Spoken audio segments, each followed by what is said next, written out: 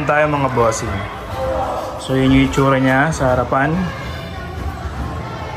Siyempre loaded ng TCS yan. Sa harapan niya, tubeless yung tires niya mga boss. Facelift niya na naka-integrated yung signal light. Mataas ang windshield niya or windscreen. Perfect for less wind drag. Adjustable yung brake lever niya with built-in passing light. Maganda, premium na premium ang kanyang mga handle grip. Itong buttons na to for brightness adjustment and for trip meter adjustment. High beam, low beam, signal light, horn. Napakaganda ng cockpit niya. Premium na premium. Idling start and stop system, traction control switch on and off button, DRL and headlight switch and off, on and off button. Pwedeng DRL lang, pwedeng headlight sa gabi syempre. Electric starting button, tapos yung kanyang manual and smart keyless system. Pwede mong gamitin yung manual key pag nalobat yung smart system na remote. Yan, basaksak mo lang dyan. Tapos set natin yung seat. Yan yung seat niya. Hindi kasya ang helmet na full face and half face, pero kasya ang kapote at yung mga documents. Kasi mataas yung fuel capacity nito, 13 liters. Kaya talagang nasagad ko ng konti. Pero goods pa din naman, kasya ang kapote at ibang documents. May piso pa dito. Yan ang itsura niya kung nakataas.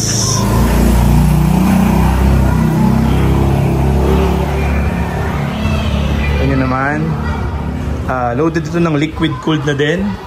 So liquid cooled, perfect sa long ride yan. Disc brake na rin ang likuran. Single pot caliper. Loaded yan ng ABS and traction control system din. Suspension niya, dual shock absorber with sub-tank. Ito yung nagustuhan ko dito. Diretsong-diretso yung kanyang plate holder na plastic ABS. Isang buo yan. Tapos protektado sa mga talsik yung mga sensor dyan kasi may built-in tire hugger siya. Liquid cooled, dual disc brake harapan at likuran. Ito yung harapan niya mga boss. Single pot caliper din with ABS and traction control system. Napakaganda ng itsura na ito. Talagang premium ang datingan nito. Size ng gulong niya sa harapan 110/70/13. Sa likuran naman, anong size na ito? 130/70/30. Yan, ganda. Lowered and wide profile ng datingan na ito. Maxi 160 from Bristol. So syempre ang presyo, sinabi ko na to sa ibang vlogs ko. 148,800 ang price nito, pero alam ko meron silang introductory price na mas mura or discounted. Fuel cap, yun oh, lupit oh. May soft open style siya, no? So 13 liters po ang laman nito. Perfect sa long ride talaga. Yan, si Maxi 160 from 148,800 SRP. Introductory price ni Bristol is 138,800. Ganda ng gulong niya, no? CST tires nga pala ang gulong. Na-try ko na yan sa Gabaldon, sa Twisty, sa DRT. Perfect na perfect ang kapit. May abang din sa camera. Ayan, no? Gusto mo magpalagay, may abang yan. Start natin yung makina mga boss after nung ride natin sa DRT, sa Gabaldon, sa Lubak-Lubak. Yan. Check natin.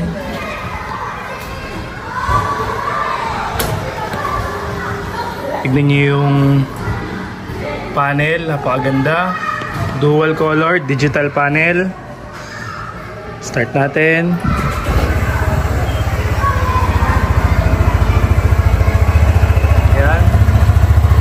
Smooth pa rin ang tunog niya after nung stress performance test natin sa kanya sa Gabaldon, sa mga bundok sa DRT, sa mga lubak. Wala pa tayong unnecessary na sounds na narinig. Very good yan. Kahit mabigat ako, 123 kilos, maganda ang performance niya. Ito nga pala ang taillight niya, nakamukha ng Xbox 300. Tahimik pa rin ang makina. So possible lumabas to by December or January 2025. Pero open na ang Bristol for pre-order. So message mo lang yung kanilang Facebook. Tuwan-tuwa rin ako sa upuan nito dahil sobrang generous. Tignan nyo naman yung sobrang laki niya, no? Napakalaki ng upuan na yan. Sobrang laki ko pero kulang pa din yung pet ko. Kaya sobrang komportable nito ilong ride. Ground clearance din sobrang komportable dahil abot na abot ng 5'3 at 5'2 na Filipino height. Ayan, napakaganda. Once again, this is Bristow Maxi 160, a new 2025 speed, looks, perfect scooter for city drive. You know, yan ang kanyang ilaw, maliwanag din yan sa gabi. Malakas. DRL yung nakabukas ngayon. Gusto natin yung high beam. Yan. Lakas niyan.